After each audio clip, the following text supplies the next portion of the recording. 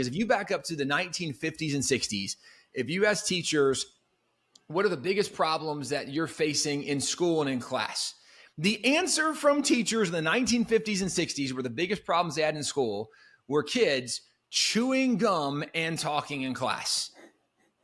Those were the issues, right? Wow. Well, if you get to the 1970s and 80s, all of a sudden now you have violent crime that's erupted in public school. You have teen pregnancies. You have STDs. You have drugs.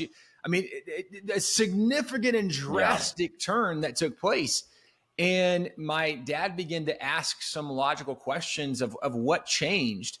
And interestingly, if you go back and study in the educational cycle and in public schools, where did that change happen? There was a flat line from all these moral behaviors, and flat lines are a little relative. There was a slight increase, but it was less than the population increase, right? So it's below the population increase, but basically, like, you have this flat plane, but in 1963, it jumps like hundreds of percent and just skyrockets.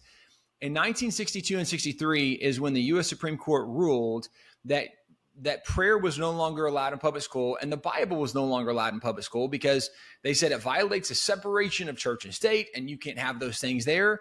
Well, over the next couple of decades, and for example, in violent crime, there was a 664% increase in violent crime in public schools. Now, why would that be? Well, maybe because if there is no God, right, and all of a sudden, well, then we determine for ourselves what's right. Because if there's no God, there's no biblical standard, there's no 10 commandments, right? There's no thou shalt not kill.